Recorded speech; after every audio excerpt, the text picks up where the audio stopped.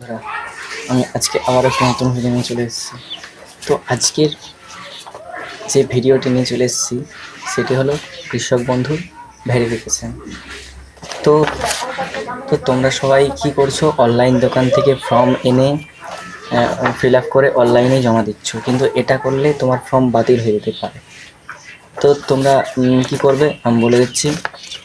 তুমি তোমাদের নিজস্ব গ্রাম পঞ্চায়েতে যেতে হবে, তোমার সাথে আধার কার্ড এবং ভোটার কার্ডটি নিয়ে যাবে এবং গেলে পর ওরা ওখানে সব কিছু চেক করে তোমাকে ফর্ম দেবে। তো সেই ফর্মটি এনে তোমরা বাড়িতে কিভাবে ফিল আপ করবে সেটি আমি দেখাবো। তো তো দেখতেই পাচ্ছ বন্ধুরা, কৃষক বন্ধুর ফর্ম। তো চলো ভিডিওটি শুরু করি। তো ভিডিওটি শুরু করার আগে তোমাদের কিছু কথা বলি। এই চ্যানেলে নতুন হয়ে থাকলে চ্যানেলটি সাবস্ক্রাইব করে বেল আইকনটি পাশে অন করে রাখ, যাতে এরকম ভিডিও তোমাদের সামনে আমি ছাড়া মাত্রকে তোমাদের সামনে পৌঁছে যায়। তো চলো কীভাবে ফর্মটি ফিল আপ করতে হয় আমি তোমাদের দেখাবো। তো দেখো বন্ধুরা, আমরা সংযোজনী 1 নম্বরে চলে এসেছি। কৃষক বন্ধু ভেরিফিকেশন ফর্মে আমরা চলে এসেছি। তো এখানে তোমাদের যে কেবি আইডি বা কৃষক বন্ধু আইডি আছে, তোমাদের গ্রাম পঞ্চায়েতে এটি পেয়ে যাবে। তো এখানে তোমাদের কৃষক বন্ধুর আইডিটা এখানে লিখে দেবে। তারপর তুমি ওই যে আইডিটা তোমার যত নম্বর ক্রমিক নম্বরে আছে তার এখানে সিরিয়াল নম্বরটি এখানে লিখে দেবে। তো এবার চলে আসি তোমার তথ্যের বিবরণে। এখানে যে ব্যক্তি বা যে কৃষক বন্ধু পাওয়ার জন্য অ্যাপ্লাই করছে তার ব্যাংকের পাসবই অনুযায়ী বা কৃষক বন্ধুর যে রেকর্ড আছে সেই অনুযায়ী তাকে ফর্মটি ক্যাপিটাল লেটারে ফিল আপ করতে হবে। তো তারপরে চলে আসি। তারপরে এখানে শোনো, আমি তোমাদের একটা কথা বলি। এখানে যদি কোনো মহিলা যদি অ্যাপ্লাই করে তাহলে এখানে তার স্বামীর নাম হবে, আর যদি এখানে কোনো পুরুষ অ্যাপ্লাই করে তাহলে এখানে তার পিতার নাম হবে বা অভিভাবক গার্জেনের নাম হবে। তো এরপরে চলে আসি ঠিকানা। এখানে তোমাদের যে ঠিকানা, যে বর্তমানে তোমরা আছো সেই ঠিকানাটি এখানে লিখবে। জেলা, এখানে তোমাদের জেলাটি বসিয়ে দেবে। এখানে তোমার ব্লকটি এখানে লিখে দেবে। এখানে তোমাদের যে গ্রাম পঞ্চায়েত আছে তো গ্রাম পঞ্চায়েতের নামটি এখানে লিখে দেবে। এখানে তোমাদের ভিলেজ বা মৌজা, ও যেটা তোমরা ঠিকানা দিয়েছো ওটাই এখানে লিখে দেবে।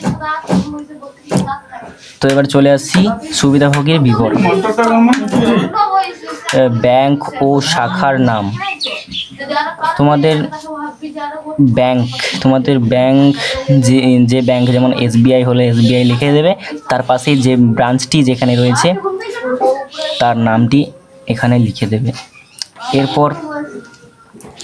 এরপর খ নম্বর দাগে চলে এসেছি। এখানে তোমাদের যে ব্যাংকটা এখানে দেবে তার IFSC কোডটা এখানে লিখে দেবে স্পষ্ট করে। আর এগুলো কিন্তু কোনো কাটাকাটি চলবে না, কারণ এগুলোর মাধ্যমেই তোমার নাহলে ভেরিফিকেশান তোমার বাতিলও হয়ে যেতে পারে। তো ব্যাংক অ্যাকাউন্ট নম্বরটি এখানে স্পষ্ট করে বসিয়ে লিখে দেবে। এখানে তোমাদের যে আধার কার্ডের সাথে মোবাইল নম্বরটি যেটি লিঙ্ক আছে তার নম্বরটি এখানে লিখে দেবে। এখানে আধার কার্ডের নম্বরটি লিখে দেবে। এগুলো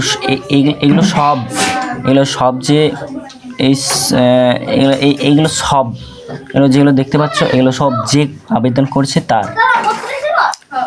এখানে তোমার এপিক নাম্বারটি এখানে লিখে দেবে। এপিক নাম্বারটা লেখার পর এখানে তোমাদের এপিক নাম্বার বা ভোটার আইডিটা তোমার এখানে লিখে দেবে। যেমন তোমাদের এসি নাম্বার বা পার্ট নাম্বার বা সিরিয়াল নাম্বার, এগুলো তোমরা তোমাদের যে ভিডিও বিএলওর সাহেব যেটা দিয়েছিল, সরি বন্ধুরা একটু গোলমাল হয়ে গেছে, ঠিক আছে। এটা তোমরা বিএলও যে এসেছিলে ভোটের আগে যে দিয়ে গেছে, একটা সেই কাগজ দিয়ে গেছে না, ওটাতেই পেয়ে যাবে। আর না পেলে আমি তোমাদের দেখিয়ে দিচ্ছি কি করে এই AC number, part number, serial নাম্বারগুলো পাবে। বন্ধুরা, তোমাদের পার্ট নাম্বার, সিরিয়াল নাম্বার পাওয়ার জন্য এখানে তোমরা ভোটার কার্ড বলে সার্চ করবে। সার্চ করার পর প্রথম যে ওয়েবসাইটটা আসবে ইসিআই, এর উপর ক্লিক করো। এর উপরে ক্লিক করার পর লোডিং নেবে। এরকম লোডিং নেওয়ার পর তোমরা নিচের দিকে চলে আসবে। নিচের দিকে আসার পর এই search your name in voter list, এখানে ক্লিক করবে।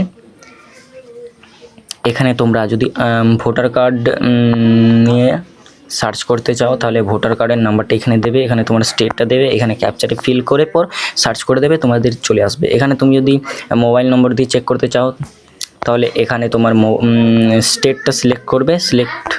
সিলেক্ট করার পর এখানে তোমাদের ল্যাঙ্গুয়েজটা সিলেক্ট করবে। এখানে তোমার ফোন নাম্বারটা দেবে। ফোন নাম্বারটা দেওয়ার পর এখানে ক্যাপচারে ফিল করে সেন্ড ওটিপি, তোমাদের যে মোবাইলে ওটিপি আসবে ওটিপিটা বসিয়ে সার্চ করে দেবে, তোমরা পেয়ে যাবে তোমাদের part number, AC number, serial number সব কিছু এখানে পেয়ে যাবে। ঠিক আছে, এগুলো হয়ে গেল। এবারে তুমি যদি এসআইআরের তালিকায় তোমার যদি নাম পাওয়া না গিয়ে থাকে, তোমার যদি বাদ পড়ে যায়, তাহলে সেক্ষেত্রে তুমি ইয়েস করবে, আর যদি না হয় তাহলে তুমি নো করে দেবে। এটা তো সেম যদি তুমি অ্যাপ্লাই করে থাকো আপিল ট্রাইব্যুনালে মুলতবি যদি করে থাকো, তবে এখানে তুমি যদি করে থাকো তাহলে ইয়েস, যদি না করে থাকো তাহলে নো করে দেবে। এটাও সিএএ আবেদন যদি করে থাকো তাহলে, যদি করে থাকো তাহলে ইয়েস, যদি না করে থাকো তাহলে তো নয়। তো পিএম কিষানের সুবিধা পিএম কিষান, যদি তোমরা পিএম কিষান পাও তাহলে তোমরা এখানে ইয়েস করে দেবে, আর যদি তোমরা পিএম কিষান পাও না তাহলে নো করে দেবে। তো প্রধান পেশা, এখানে তোমাদের যে পেশা, এখানে ফার্মার, চাষি, কৃষক লিখে দেবে। এখানে তোমাদের যে এবারে চলে আসি 11 নম্বরে কয়ের দাগ। এখানে যে জিএল নাম্বার, তোমাদের যে পর্চাতে যে জিএল নাম্বারটি আছে তার নম্বরটি এখানে লিখে দেবে। এখানে তোমাদের ওই পর্চাতে খতিয়ান নাম্বার বলে লেখা আছে, খতিয়ান নাম্বারটা এখানে লিখে দেবে। ওখানেই দাগ নম্বরও পেয়ে যাবে, দাগ নম্বরও এখানে আছে। আর এখানে তোমাদের জমির পরিমাণ, যে পরিমাণ তোমাদের জমি আছে তার সেই পরিমাণটি এখানে লিখে দেবে।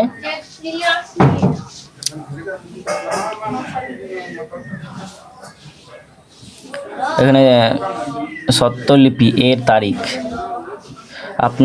তোমরা যদি আর যদি করে থাকো তাহলে এখানে তার খতিয়ানের ডেটটা লিখে দেবে, মানে যেটা করে রেখেছো সেটার ডেটটা ওখানে লেখা আছে, সেই লেখাটি এখানে লিখে দেবে।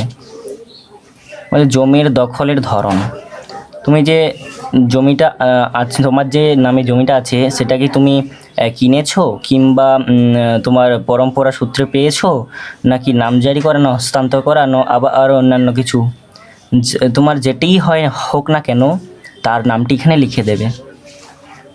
তো আয়কর প্রদানকারী কি না, তুমি যদি কোনো রকম ইনকাম ট্যাক্স দাও তাহলে এখানে ইয়েস করবে, যদি না দাও তাহলে এখানে নো করে দেবে। তো বন্ধুরা, এখানে তাহলে সব কমপ্লিট হয়ে গেছে, যে অ্যাপ্লাই করেছে তার বিবরণ সম্পূর্ণভাবে শেষ। তো এবার এখানে চলে আসি খ নম্বর দাগে। তো এখানে তোমার স্ত্রীর নামটা লিখে দেবে, যদি বিবাহিত হয়ে থাকো তাহলে এখন স্ত্রীর নামটি লিখে দেবে, আর যদি বিবাহিত না হয়ে থাকো তাহলে এখানে কিছু করার দরকার নেই। তো এখানে 13 নম্বরে স্বামী বা স্ত্রীর নাম এখানে দিয়ে দেবে, কারণ এখানে তুমি যদি বিবাহিত হয়ে থাকো তাহলে এখানে ওই যেটা আমার তো এখানে একজন বিবাহিত ছিল, তাহলে আমি এখানে তার স্ত্রীর নামটি এখানে লিখে দিলাম। তার স্ত্রীর নামটি এখানে লিখে দিলাম। এবারে 14 নম্বরে খ, এখানে তার ব্যাংকের ওই যেটা বললাম ওইটা SBI, আমি ব্রাঞ্চটি ওই একখানেই লিখে দিলাম, এক জায়গাতেই লিখে দিলাম। IFSC কোডটা এরপর লিখে দিলাম। তার ব্যাংক অ্যাকাউন্ট নম্বরটিও এখানে লিখে দিলাম। আধার কার্ডের জন্য যে মোবাইল নাম্বারটা আছে আধার কার্ডের সঙ্গে লিঙ্ক, তার নাম্বারটি এখানে লিখে দেবে, আধার কার্ডের নম্বরটা এখানে লিখে দেবে।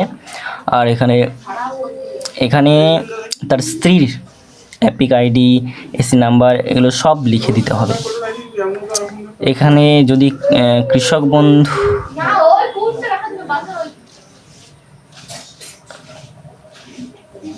এখানে যদি এর সুবিধাভোগী হয়ে থাকো তাহলে ইয়েস, আর যদি না হয়ে থাকো তাহলে নো করবে। এটি তো সেম আগে যেরকম বলেছিলাম এইগুলো সেম। তুমি যদি PM কিষানের সুবিধাভোগী পেয়ে থাকো তাহলে এখানে PM কিষানও তাহলে ইয়েস করবে, যদি না পেয়ে থাকো তাহলে না, নো। এখানে যার নামে করছো এটি যে স্ত্রী, সেও যদি চাষ করে থাকে তাহলে ফার্মার লিখে দেবে। তো এখানে তোমাদের আর কিছু করার দরকার নেই। এখানে তোমাদের সিগনেচারটি এখানে লিখে দেবে। যে ফর্মটি অ্যাপ্লাই করছে, এখানে যে অ্যাপ্লাই করলো তার স্বাক্ষর এখানে দিতে হবে। তো ধন্যবাদ বন্ধুরা এতক্ষণ পর্যন্ত আমার ভিডিওটি দেখার জন্য। তো চলো আবার একটু নতুন ভিডিও নিয়ে তোমাদের সামনে উপস্থিত হবো।